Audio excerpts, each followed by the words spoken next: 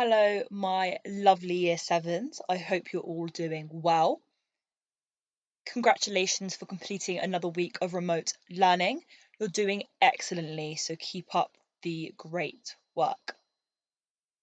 Sorry that I couldn't read your library lesson with you yesterday. I hope you enjoyed it nevertheless.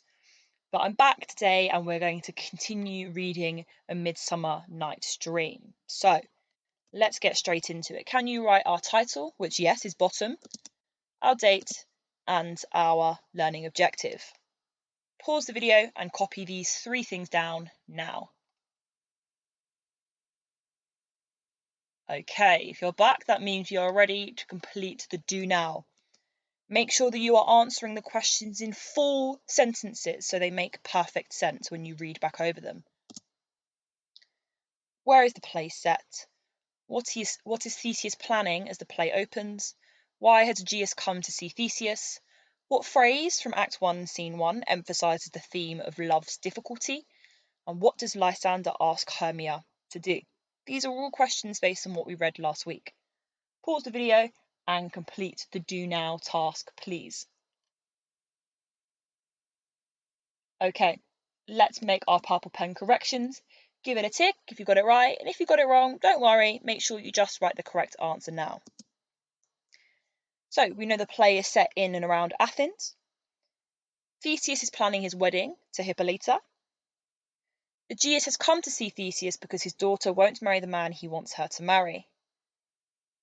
The phrase, "the course of true love never did run smooth," from Act 1, Scene 1 emphasises the theme of love's difficulty. And Lysander asks Hermia to run away to the home of Lysander's aunt so they can be married. Pause the video and make any corrections that you need to now, please. Okay, before we start reading Act 1, Scene 2, let me give you a brief overview.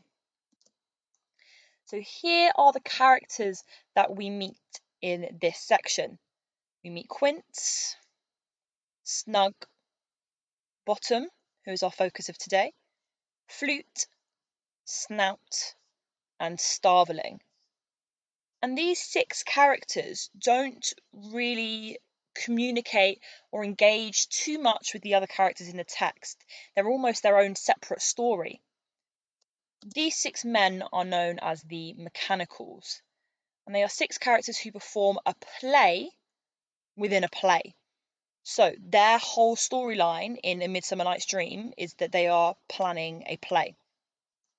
So they are a group of amateur, which means not very good and mostly useless actors from around Athens, and they're looking to make names for themselves. They're looking to be known by having their production of this play chosen among several acts as the entertainment for the royal wedding party of Theseus and Hippolyta. So they are aware of what's going on in Athens, but even from the way that they dress, you can see that they're not very wealthy, they're not very respected. So they're hoping to perform a play to make themselves more known and to gain some respect. That's what we're going to read about a little bit today. So, in Act 1, Scene 2, it is based in another part of Athens. And this group of common men meet at the house of a man called Peter Quince to rehearse a play that they hope to perform for Theseus and Hippolyta at their wedding. Peter Quince tries to control the meeting, but the talkative Nick Bottom keeps interrupting him, trying to give his advice and trying to tell him different things, which I can imagine is quite annoying for Quince. Quince continues to take control and he tells the group what play they are going to perform, and they also give them their different roles. So he says, Bottom, you're going to play this, Snout, you're going to play this. As Quince is doing this, Bottom keeps interrupting. He keeps saying that he should be the one to play different parts. Whilst this is happening, another character, Snug, worries that he will be unable to learn the part of the lion in the play. But Quince reassures him that it will be really, really easy because the lion doesn't actually speak and he just growls and roars. But this worries the other men because if the lion, played by Snug, frightens any of the noble, the more wealthy and respected ladies who are watching the play, they will all be executed, which means their heads will be chopped off. Since they are only common labourers, they do not want to risk upsetting powerful people. Remember, before we started reading, we looked at that triangle and it showed who was the most powerful and who was the least powerful. These men, these mechanicals that are making the play, are at the bottom and they can't risk upsetting the people who are at the top, so they're a bit worried. After they talk things through, the group separate, agreeing to meet in the woods the following night to rehearse their play. Today we're going to focus on Bottom. We're going to look at a few different sections of Act 1, Scene 2 to analyse the character of Bottom. He's going to be really important later in the text, so it's important that we can understand him now too. Before we do our reading, I would like you to copy this table down. On this side we have adjectives to describe Bottom. That he's uneducated, so not very smart. Big-headed, he thinks that he is better than everyone and he's clever and he's strong and he's amazing. Selfish, meaning that he only cares about himself. And that he's bossy, he likes to tell everyone what to do. And on this side, as we read, we're going to add our quotes. But for now, pause the video and copy this table down, please. Okay, let's get started with our reading. So, remember that the black side is from the original play in Shakespearean language, and the red side is a translation in modern English.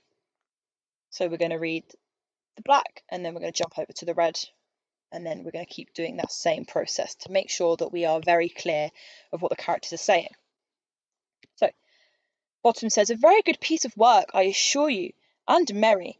Now, good Peter Quince, call forth your actors by the scroll. Masters, spread yourselves." So at Quince's house, Bottom says, "Let me tell you, it's a great piece of work and very funny." He says that he likes the play that they're going to perform. Then he instructs Peter Quince by saying, "Now, Peter Quince, call the names of the actors on the list." Then he says to the other men, "Men, come here, gather around him so we can listen." So he's instructing everyone here. Quince says, "Answer as I call you. Nick Bottom, the weaver." So Quince is taking a register now. He says, "Answer when I call your name." And he said, "Nick Bottom, the weaver." And the weaver is the job that Nick Bottom has. Bottom replies, "Ready, name what part I am for, and proceed." He says, "I'm here, now tell me which part I'm going to play, and then continue." Quince says, "You, Nick Bottom, are set down for Pyramus." He's one of the main characters of this play. So Nick Bottom establishes that he is going to play the character of Pyramus. Pause the video now. Can you jot down a quote from this black side here? We're not going to write down a quote from the red side because that's not properly from the text. Can you jot down a quote from this red side here that shows that Bottom is either bossy, uneducated, selfish, or big-headed? Pick one quote from this black side and put it next to one of the adjectives in your table, please. Pause the video and do that now.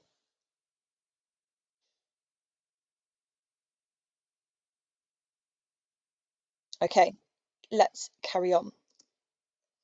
So again, we're going to read the black bit and then we're going to read the red bit after that. Quince says, "You may do it extempore, but it is nothing but roaring." So after Snug is talking about how he is concerned that he will not be able to play the lion, Quince says, "You can just improvise the whole thing, don't worry, it's just roaring, you don't really need to rehearse." Now Bottom jumps in and says, "Let me play the lion too. I will roar that I will do any man's heart good to hear me. I will roar that I will make the Duke say, let him roar again, let him roar again." Bottom says, "Just let me play the lion too. I'll roar so well that I'll be an inspiration to anyone who hears me. I'll roar so well that the Duke will say, let him roar again." That even the Duke, one of the most respected people in Athens, will ask Bottom to roar again. Then Quince says, "And you should do it too terribly, you would fright the Duchess and the ladies, that they would shriek. That were enough to hang us all." He says, "Whoa, Bottom, if you roar too terribly, You'll scare the Duchess and all the other ladies, making them scream, which means that we're going to get executed. Then all of them say, that would hang us, every mother's son. He says, yeah, that would get every single one of us executed. So pause the video now, look at this black side. Are there any quotes here that you can jot down into your table to describe Bottom as selfish, bossy, big-headed, or uneducated? Pause the video and do that now, please. Okay, if you're back, that means we are ready to move on to the next section. Okay. Bottom says, we will meet and there we may rehearse most obscenely and courageously. Take pains, be perfect, adieu. At the end, Bottom says, we'll be there in the forest next day to rehearse, and we'll rehearse courageously and wonderfully, truly obscenely. Work hard, know your lines, and goodbye. So this bit's quite interesting because the word obscene means to be disgusting. So he's saying that they should rehearse disgustingly. So I don't actually think Bottom knows what obscenely means. I wonder if that can link to any of the adjectives in our table. We'll talk about that in a second.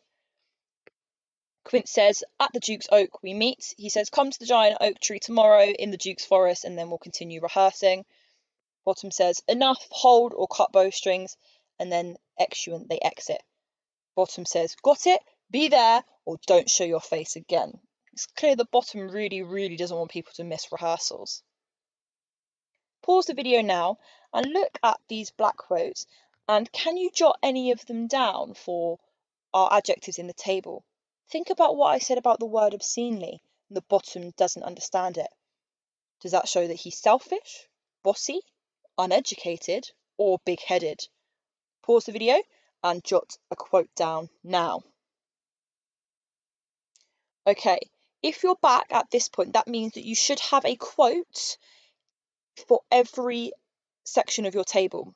So you have 4 adjectives and you should have 4 quotes. If you don't, rewind the video, go back and listen and read the sections from the act and try and add them in before you make your corrections. Okay, if you're still here, that means that you have got your 4 quotes in your table and you're ready to make some purple pen corrections. It might be the case that some of my quotes are a bit different to yours, but that's okay. I'll check them when you send your work in. So, for uneducated, we should have wrote, there we may rehearse most obscenely and courageously, because Bottom doesn't understand that the word obscenely means to be disgusting, and I'm not sure he wants to rehearse the play disgustingly. Big-headed, he says, if I do it, let the audience look to their eyes, I will move storms. He's talking about how well he is going to perform the roles. For selfish, he says, let me play Tisby too. And for bossy, he says, now, good Peter Quince, call forth your actors by the scroll. Masters, spread yourselves. He's bossing everyone around. Pause the video now, and if you haven't got these quotes, just jot them down in purple pen. And if you have different quotes, leave them because they might be correct, so I can check them when you send in your work. Pause the video and jot these down if you're missing any of those. Okay. If you're back, that means you've got these purple pens in your table and you've added those if you needed to. Now, what I would like you to do is at the bottom of your table, I want you to add another section like this in the blue box here. And I want you to add your own adjective to describe Bottom and then find a different quote to support this adjective. So pause the video now, draw a little box at the end of your table and think of an adjective and write it in there. Then come back and I'll explain what to do next. So you should now have your own adjective to describe Bottom here. Now what you need to do is you need to go back through the video, find the part of the play and find a quote to write down to support your new adjective. Pause the video and complete that task now, please. Okay, if you're back, that means that you have your own adjective and a quote to support that, which means that you are now ready to submit your work. And I've added this to the end to just clarify to you how I want work to be submitted. So you need to send your work to my email. You should not be submitting your work on Show My Homework. You should only be sending me your work to my email. When you send your email to me, the subject needs to read English lesson 0, whatever the number of the lesson is, and then the date. So for example, English lesson 1, 2, 3, 4, or 5, and then the date of that lesson. If you're writing your work onto a piece of paper, to submit it, you need to go to Outlook on your phone, start a new email, and you need to find one of these icons and attach an image of your work. If you're writing your work on the computer, you need to open Outlook on your computer, find the paperclip icon and attach the saved document of your work. Make sure that you do submit your work to my email with this subject, and I look forward to seeing all of your excellent work.